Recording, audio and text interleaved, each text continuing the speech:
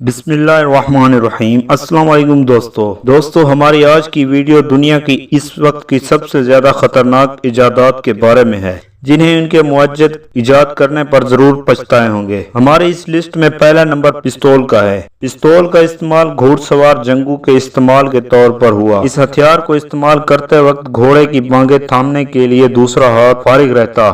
1400 اور 1700 کے درمیان پستول بنیادی طور پر توڑے دار بندوقوں کے لیے استعمال کرتے تھے۔ پستول کا سب سے بڑا فائدہ اس کا سب سے کم وزن، ہلکا اور دست بدست لڑائی میں قابل استعمال تھا۔ رائفل کی طرح پستول کے معاملے میں بھی سپاہی چاہتا تھا کہ یکے بعد دیگرے کئی فائر کر سکے۔ اس کی زندگی کے تحفظ کے لیے یہ ضروری تھا۔ رائفل اور پستول دونوں کے متواتر فائرنگ کا تصور جنم لے چکا تھا۔ بہت سے بندوق بنانے والوں نے اسے حقیقت کا روپ دینے کی کوششیں کی۔ 2 یا زائد سنگینوں والے ہتھیار بنائے گئے مگر انہیں اٹھانا مشکل تھا۔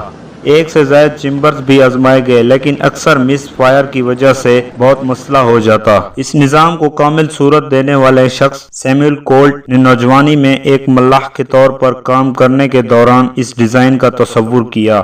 1835 میں اس نے برطانیہ، فرانس اور پھر امریکہ میں اپنے ڈیزائن کو پرکشن ریوالور کے لیے پینٹ کروایا جو کیپ اینڈ بال یا صرف کولٹ ریوالور کہلانے لگا۔ آٹومیٹک پستول 1890 کی دہائی میں استعمال آیا۔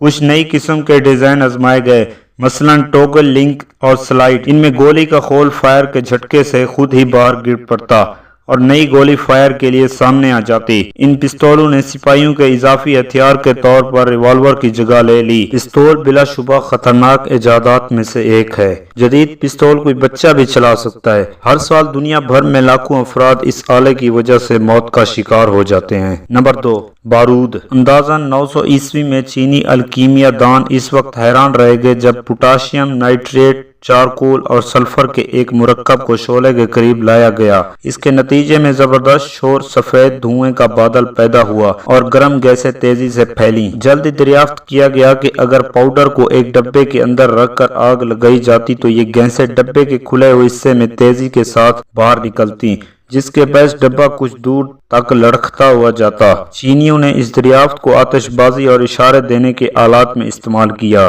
لیکن بارود کا مہلک پہلو یورپی ذہن نے ہی دریافت کیا جسے توپوں اور بموں میں استعمال کیا جا سکتا تھا۔ یہ سب کچھ فوراً ہی نہیں ہو گیا۔ بارود کو مؤثر طور پر استعمال کرنے کا طریقہ متعین کرنے میں کئی صدیاں لگ گئیں۔ در حقیقت یہ 13ویں صدی سے پہلے یورپ میں عام نہ ہوا۔ بلا شبہ بارود کے ساتھ تجربہ بازی خطرناک ہو سکتی تھی۔ کالا پاؤڈر نسبتاً محفوظ تھا جبکہ بنیادی ہاتھ سے پیسے ہوئے خشک صفوف کو استعمال کرنے میں احتیاط کرنا ضروری تھی۔ سرپنٹائن کہلانے والا یہ خشک محلول کبھی تو آہستہ پھس ہو جاتا اور کبھی ایک دم دھماکے سے پھٹ اٹھتا۔ نیز ایک سے دوسری جگہ لے جانے کے دوران محلول کے اجزاء بھی علیحدہ علیحدہ ہو جاتے۔ سلفر نیچے بیٹھ جاتی جبکہ پوٹاشیم نائٹریٹ اور چارکول اوپر رہ جاتے۔ اس طرح میدان جنگ میں پہنچ کر اسے دوبارہ مکس کرنا پڑتا جو کہ ایک خطرناک کام تھا۔ 1400 کی دہائی میں بنیادی اجزاء معلوم تو ہو چکے تھے مگر ان کا ایسا تناسب ابھی تک معلوم نہ تھا جو زیادہ سے زیادہ دھماکہ خیز اور ہتھیاروں میں قابل استعمال ہو۔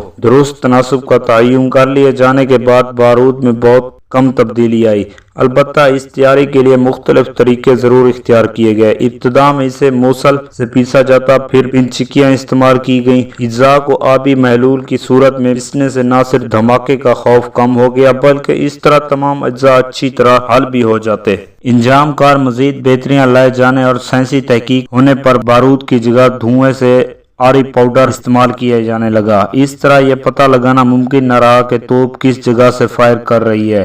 جدید سائنسی بہتریوں کے باوجود یہ حقیقت ہے کہ بارود 40% گیس اور 60% ٹھوس ڈسچارج پیدا کرتا ہے جس سے توپ کی سنگینیاں جلد خراب ہو جاتی ہیں اور انہیں ہمیشہ صاف نہیں رکھا جاتا۔ بلا شبہ بارود نے انسانوں کو تباہی پھیلانے کے مزید جدید طریقے بتائے مگر اس نے کیمیا میں دلچسپی کو فروغ دیا۔ نمبر 3 پر ہے رائفل۔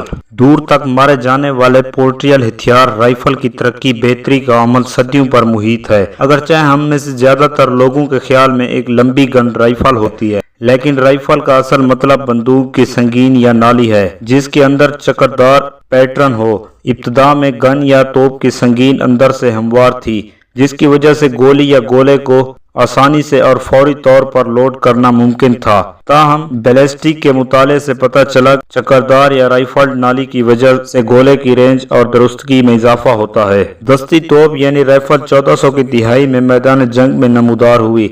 इसका वजन 25 पाउंड था और फायर करने वाले को टेक लेना पड़ती थी। कर्रे की शक्ल जैसा गोला नाली में बारूद के ऊपर डाला जाता था और बारूद को हाथ से आग लगाई जाती थी, जिसके नतीजे में गोला फायर होता। वक्त गुजरने के साथ साथ तरक्की हुई। मसलन चमकाती टुकड़े की जगह स्ट्राइकर ने ले ली। एक स्कॉटिश वजीर अलेक्जेंडर जॉन फोर्थ साइथ ने 1807 में स्ट्राइकर से चलने वाली राइफल के पेटेंट लिए। अगला मरला छोटे साइज की गोलियां बनाना था जो राइफल में आसानी से फिट हो जाती। मुख्तलिफ तरीके आजमाए गए। पतली सी लंबूतरी गोली बनाने के तजुर्बात करने वाले एक फ्रांसीसी कैप्टन क्लॉड एटिनमाइन ने लोडिंग के मसाइल हल किया और गोली की मजमूई कारकर्दगी को भी बेहतर बनाया। इसकी डिजाइन की हुई गोली एक खोल और लोहे के प्लग पर मुश्तमिल थी। फायर किए जाने पर लोहे का प्लग फैलकर नाली में फंस जाता और गोली का सिलेंडर, जिसके अगले सिरे पर ठोस धात लगी होती, नाली में तेजी से घूमता हुआ निहायत जबरदस्त ताकत और दुरुस्तगी के साथ निशाने की तरफ जाता। बाद में बहुत से लोगों ने इस इख्तरा को बेहतर बनाया। राइफल की बेहतरी का अमल जारी रहा। इसमें ऑटोमेटिक खूबियां पैदा की। अब सिपाही एक के बाद दीगरे मुतअद्दिद राउंड फायर कर सकता है। फिर मशीन गन की इजाद ने मैदान जंग का नक्शा बदल कर रख दिया और राइफल मुतरवुक हो गई। चौथे नंबर पर है डायनामेट। स्वीडिश मुहज्जिद अल्फ्रेड नोबेल ने 1966 में डायनामेट इजाद किया। इसकी इजाद भी दूसरे कई लोगों की साबका इजादात की तहकीकात का नतीजा था। डायनामेट की कहानी 1886 में इतालवी कीमिया दान स्कानियो सुब्रेरू के साथ शुरू होती है। वो पहला शख्स था जिसने ग्लिसरॉल को नाइट्रिक और सल्फ्यूरिक एसिड के साथ मिलाकर डायनामेट के लिए बुनियादी जुज यानी कि नाइट्रोग्लिसरीन तैयार किया। मसला ये दरपेश था कि नाइट्रिक और सल्फ्यूरिक एसिड शामिल करने से हरारत पैदा होती है और महलूल अक्सर धमाके से फट जाता है। मौजूदों को ये जानने में कुछ देर लगी कि महलूल को बनाए जाने के दौरान ठंडा रखने की ज़रूरत है। नोबेल ने इन मसाइल का मुतालिया किया और सनदी पैमाने पर नाइट्रोग्लिसरीन तैयार करने वाला पहला शख्स बन गया। डायनामेट का इस्तेमाल चट्टानों में सुराख करके अंदर डायनामेट डालना और धमाका करना था। इस तरह चट्टानें तोड़ने में सैकड़ों आदमियों की मेहनत बच गई। तामीरात का अमल तेज हो गया। पहले कई आदमी जो काम कई दिनों में करते थे, अब डायनामेट चंद मिनट में कर देता था। आज भी चट्टानें तोड़कर सड़कें बनाने के ये तरीका इस्तेमाल होता है। इमारतें, सड़कें और पुल बनाने वगैरह में डायनामेट के वसी इस्तेमाल के बायस नोबेल बहुत अमीर हो गया। वो अपनी इजाद के आइंदा मुमकिन इस्तेमालात के बारे में फिक्रमंद भी होने लगा। लेकिन डायनामेट के जारहाना इस्तेमाल के इम्कान के बायस परेशान नोबेल ने अपनी दौलत ऐसे लोगों को इनाम देने के लिए मुख्तस कर दी जो पुरअमन मकासद के लिए काम करते हों। वफात के वक्त इसकी छोड़ी हुई $90 लाख की रकम से तिब, फिजिक्स, कीमिया, मुआशियात, अदब और अमन के लिए नोबेल इनाम का अजर हुआ। अमन को फ़रोग देने की कोशिशें अहमियत की हामिल थीं और वो साइंस और अदब में मसरत भी महसूस करता था। आमीज़े में अमोनियम नाइट्रेट शामिल करने से ज़्यादा सस्ता और महफूज बन गया। नतीजतन दुनिया भर में इसका इस्तेमाल बहुत ज़्यादा बढ़ा। वक्त गुजरने पर सामने आने वाली एक तरक्की इलेक्ट्रिकल फायरिंग थी। 19वीं सदी के आखिर में इसे पहली बार कामयाबी के साथ आजमाया गया। इसकी वजह से टाइमिंग पर कहीं ज़्यादा कंट्रोल हासिल हो गया। और 5वें नंबर पर है सबसे खतरनाक एटम बम। एटम बम की इजाद इंसानियत के लिए एक तारीख साज मोड़ था। 2 जापानी शहरों और नागासाकी और हिरोशिमा पर अगस्त 1945 में 2 एटम बम गिराने के बाद अमेरिका ने दूसरी आलमी जंग का खात्मा कर दिया। कुछ लोगों को यकीन है कि इस किस्म की इजाद के लिए इंसानियत को बहुत भारी कीमत अदा करनी पड़ती है। अब हम जानते हैं कि एटम बम नस्ल इंसानी को निस्ता नबूद कर सकता है और इस एहसास से मुल्की और बैनुल अक़वामी पॉलिसियों और इंसानी नफ्सियात पर अमीक असरात मुरतब किए हैं। इब्तदा में अमेरिका यूरोप में शुरू होने वाली जंग से लाताल्लुक रहने का ख्वाहिशमंद नजर आता था। जर्मनी मुतअद्दिद ममालिक को हड़प करता जा रहा था। तब जापानियों ने 7 दिसंबर 1941 को पर्ल हार्बर पर अचानक हमला कर दिया और ज्यादातर जनूब मशरकी एशिया जापान के तसल्लुत में आ गया। लेकिन जैसा कि एक जापानी जर्नैल ने कहा कि मुझे खौफ है कि हमने सोए हुए शेर को जगा दिया। अमेरिका ने आहिस्ता आहिस्ता बहरुल काहिल में जापानी मकबूजा इलाका वापस ले लिया और जापान को रोका, लेकिन अमेरिका को यकीन था कि हकीकी और बढ़ता हुआ खतरा जर्मनी है। जंग में मुलव्वस ममालिक के पास अपने तमाम वसाइल और सलाहियतें बरूए कार लाने के सिवा कोई चारा न था। सदर फ्रैंकलिन डी रोज़वेल्ट की क़ियादत में अमेरिका और बरतानिया ने एटम बम बनाने की निहायत खुफिया कोशिश की। बम की तैयारी में अहम तरीन उनसर प्लूटोनियम की तैयारी थी, जो फितरी हालत में नहीं मिलती लेकिन यूरेनियम की तरह रिएक्शन का एक सिलसिला पैदा करने के काबिल है।